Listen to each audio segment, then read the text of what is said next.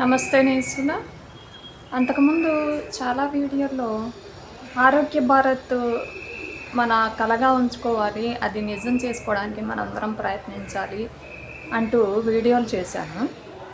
అయితే ఏంటంటే ఇది కేవలం కలగానే మిగిలిపోతుందేమో అని నేను పేషెంట్గా 2 సార్లు ఆపరేషన్ చేయించుకొని పేషెంట్ అవతారం ఎత్తినప్పుడు నేను అబ్జర్వ్ చేసి తెలుసుకున్న అంశాలను బట్టి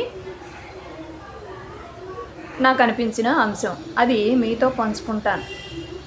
డెవలప్మెంట్ అంటే ఎక్కడైనా దేశ జనాభా పెరిగిందనుకోండి, మనం దూసుకుంటూ ఆ దేశ జనాభాని దాటిపోయి రెండో దేశంగానో మొదటి దేశంగానో జంప్ చేసేస్తాం. అట్లాగే ఎక్కడైనా సైన్స్ డెవలప్ అయిందనుకోండి, మన దేశంలో పేషెంట్ల సంఖ్య పెరిగిపోతుంది, ఆపరేషన్లు పెరిగిపోతాయి, మందులు పెరిగిపోతాయి, రోగులు పెరిగిపోతారు. అంటే డెవలప్మెంట్ అంటే ఇదేనా అని అనుకున్నా నేను. కానీ ఇప్పుడు ఇదే కేవలం మనకి తెలిసిన డెవలప్మెంట్ అనేది నిజమైందనేది అర్థమవుతుంది. అతి తిండి తినటం వల్లనో లేకపోతే జనాల నిర్లక్ష్యం వలనో రోగాలు రావు. ఎందుకని వస్తున్నాయంటే ఈ థైరాయిడ్లు కానీ, లేకపోతే షుగర్ కానీ, ఫైబ్రాయిడ్ కేసులు కానీ, లేకపోతే హార్ట్ కేసులు, ఇట్లాంటివి హార్ట్కి సంబంధించి అయితే పక్కన పెట్టేద్దాం. మిగిలినవన్నీ ఆ gall bladder stones, kidney stones, రకరకాల ఆపరేషన్లు చేయని, రోజుకి 2-3 చేయని హాస్పిటల్ ఉంటుందంటే అతిశయోక్తి కాదు. వీటికి అన్నింటికి కారణం ఏంటంటే వాళ్ళందరూ కూడా ఎక్కువ శాతం 70% బయట నీళ్లు కొని తాగుతున్న వాళ్ళు. నీళ్ళ ఫెసిలిటీ లేకపోవటం మన పెద్ద దౌర్భాగ్యం. ఎంత విస్తృతమైన నదీ జలాల్ని మన దేశం కలిగి ఉంది, ఎంత అద్భుతమైన సహజ వనరులను కలిగి ఉన్నామో.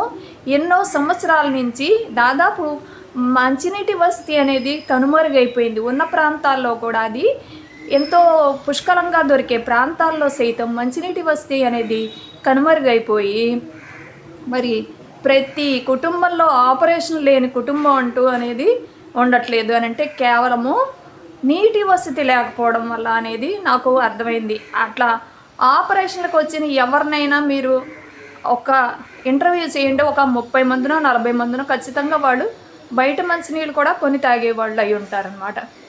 మరి ఇట్లాంటివన్నిటి మీద మనం దృష్టి పెట్టుకోవాలి తప్ప, మన దౌర్భాగ్యం ఏంటంటే మన దేశంలో దౌర్భాగ్యం, పెద్ద దౌర్భాగ్యము. పాలకులు ఎంతసేపు డివైడ్ అండ్ రూల్ చేద్దామని చూస్తారు. అంటే మనల్ని జాతుల్ని మతాలుగా విడగొట్టేసేసి మీరు మా నెత్తి మీద దేవుళ్ళు, లేకపోతే మీకు అంత శాతం మేము చూస్తాం, ఇంత శాతం మేము చూస్తాం, ఏమీ చూడరండి. చూసేవాళ్ళు ఎప్పుడు కూడా భారతీయులందరూ నా ప్రజలు అనుకుంటారు తప్ప ఇట్లాంటి ఎన్నో అంశాలు మనం అందరం ఇక్కడ పుట్టి పెరిగిన వాళ్ళమే. కాకపోతే ఉద్రిక్తతలు రెక్కెత్తించడానికి వాళ్ళకి ఓట్ల కోసం చూసుకుంటున్నారు తప్ప మన దేశంలో ఈ కులాలు మతాలు విభజించి పాలించినంత ఆనందంగా ఇంకే దేశంలో సాగట్లేదు. కేవలం ఇక్కడ మాత్రమే సాగుతోంది.